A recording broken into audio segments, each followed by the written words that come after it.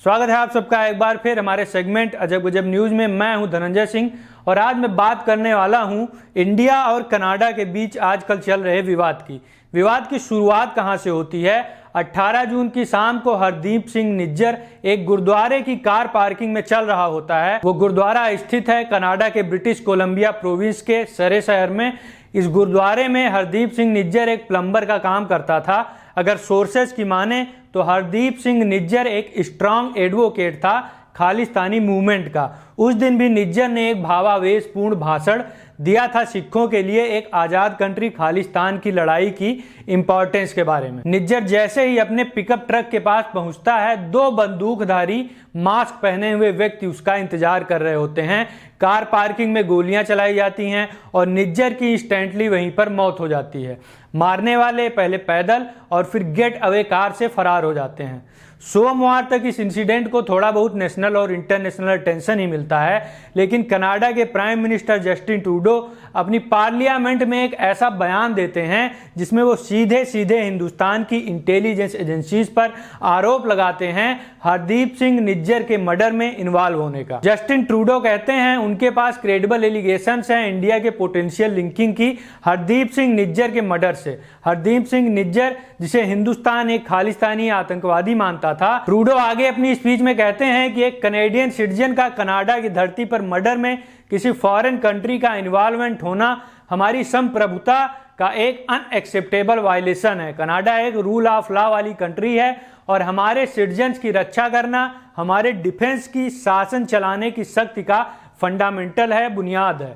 Over the past number of weeks, Canadian security agencies have been actively pursuing credible allegations of a potential link between agents of the government of India and the killing of a Canadian citizen, Hardeep Singh Nijjar. Canada is a rule of law country. The protection of our citizens and defense of our sovereignty are fundamental. Our top priorities have therefore been, one, that our law enforcement and security agencies ensure the continued safety of all Canadians, and two, that all steps be taken to hold perpetrators of this murder to account. इस बयान के बाद Canada एक top Indian diplomat को expel कर देता है जो कि उनकी रिपोर्ट्स के अनुसार इंटेलिजेंस में इन्वॉल्व था। कनाडा की फॉरेन मिनिस्टर मिलानी जोली कहती हैं कि हमने एक की इंडियन डिप्लोमेट को एक्सपेल कर दिया है और उम्मीद करते हैं कि इंडिया इस इशू के बॉटम तक पहुंचने में हमारे साथ फुली कोलैबोरेट करेगा।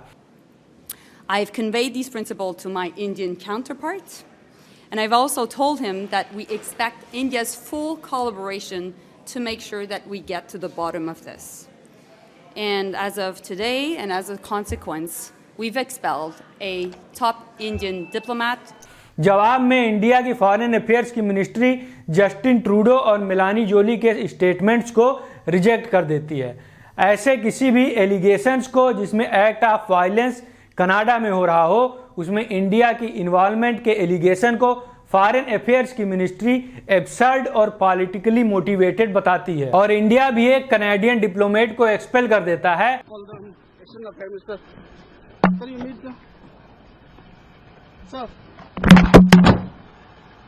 दोनों देशों के बीच ट्रेड टॉक्स भी रोक दी जाती हैं जो काफी अरसे से चल रही थी। जस्टिन ट्रूडो का कहना है कि उन्हें फाइव आइज संगठन के एक सदस्य ने ये खुफिया इंफॉर्मेशन प्रोवाइड की है। अगर न्यूयॉर्क टाइम्स की माने तो निज्जर के किलिंग में भारत के इन्वॉल्वमेंट होने की ये खुफिया जानकारी यूएसए ने ही कनाडा को दी है। आगे क्या होता है? बुधवार को इंडिया अपनी ट्रेवल एडवाइजरी को अपडेट करता है। कनाडा में अपने सिटीजन्स को वार्न करते हुए एक्सट्रीम काशन रखने की सलाह देता है।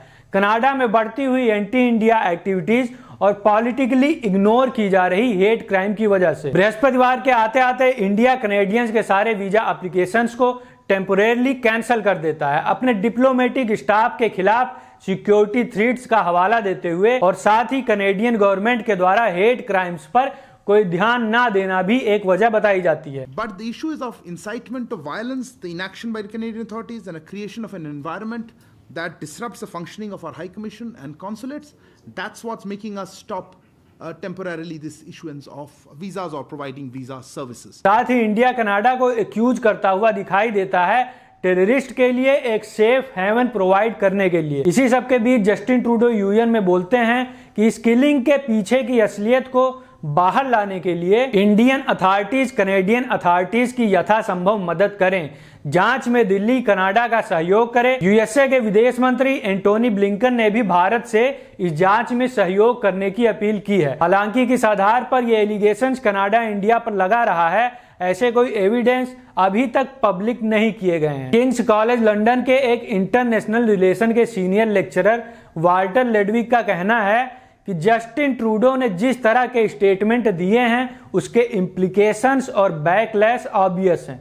इस तरह के स्टेटमेंट अपनी पार्लियामेंट में देना इंप्लाई करता है कि इनके पास जो सबूत हैं उनमें इनका काफी कॉन्फिडेंस है। ज्यादातर एनालिस्ट का यही कहना है कि फॉरेन किलिंग्स हिस्टोरिकली इंडिया के इंटेलिजेंस प्लेबुक का पार्ट नहीं रहे हैं। नेशनल यूनिवर्सिटी ऑफ सिंगापुर के एक रिसर्च फेलो योगेश जोशी का कहना है कि ये इंडिया 1980 या 1990 का इंडिया नहीं है, ये एक राइजिंग इंडिया है। ये इंडिया एक ऐसे नेतृत्व के साथ खड़ा है जो कि नेशनल इंटरेस्ट को पूरा करने के लिए फोर्स का यूज करने से हिचकिचाता नहीं है। इंडिया की जो एक्सटर्नल इंटेलिजेंस एजेंसी रहा है वो बहुत पहले से पाकिस्तान, बांग्लादेश, म्यांमार और अफगानिस्तान में हुई एक्टिविटीज से कनेक्टेड पाई गई है और रा की लॉन्ग लास्टिंग रिलेशन भी है इजरायली इंटेलिजेंस एजेंसी मोसाड के साथ। लेकिन इंडिया को अभी तक कभी भी विदेशी धरती पर एक्स्ट्रा जुडिशियल किलिंग के लिए एक्यूज नहीं किया गया है। एनालिस्ट्स का कहना है कि इंडियन एजेंसी रा पिछले कुछ सालों में ज्यादा कॉन्फिडेंट हो गया है विदेशी धरती पर ऑपरेशन को अंजाम देने में। पिछले साल इंडिया ने 6 ऐसे लोगों को आतंकवादी घोषित किया जिसमें कश्मीरी मिलिटेंट और खालिस्तानी आतंकवादी शामिल थे, जिन्हें पाकिस्तान में टारगेट करके मार दिया गया।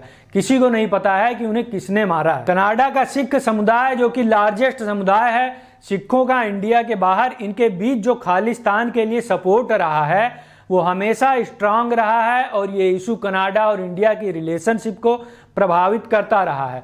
सालों से नई दिल्ली से कनाडा को एक्यूज किया गया है एंटी इंडिया खालिस्तानियों को और इंडिया में बैंड खालिस्तानी ग्रुप्स को खुल्लम खुल्ला अपनी धरती पर ऑपरेट करने देने के लिए। इंडियन गवर्नमेंट ने खालिस्तानी आतंकवादी निज्जर के सर पर एक हिंदू प्रीस्ट को मारने के एक प्लान में इन्वॉल्व पाए जाने के बाद ये इनाम निज्जर के सर पर रखा गया था। हालांकि नई दिल्ली लगातार इन खालिस्तानी थ्रेड्स के कनाडा में ऑपरेट करने की इंफॉर्मेशन कनेडियन अथॉरिटीज को पास करता रहा है। कनेडियन अथॉरिटीज ने कभी कोई एक्शन नहीं लिया है, जिसकी वजह से इंडिया में सवाल खड़े होते रहे हैं कि कनेडियन अथॉरिटी ने किस तरह से इस खालिस्तानी इशू के साथ डील किया है। लडविक का कहना है कि हिंदुस्तान के लिए काफी लंबे समय से ये इशू रियल फ्रस्ट्रेशन का कारण रहा है। सिर्फ जस्टिन ट्रूडो के शासन काल में ही नहीं, शुरुआत से ही कनेडियंस अनविलिंग रहे हैं खालिस्तानी हेट स्पीच और वायलेंट थ्रेट्स को सीरियसली टैकल करने में या भारत के द्वारा की गई किसी भी इंक्वायरी का रिस्पांस देने में। ये जो डिप्लोमेटिक फॉल आउट है ये सिर्फ इंडिया और कनाडा के रिलेशन के विघटन तक ही सीमित नहीं रहने वाला है।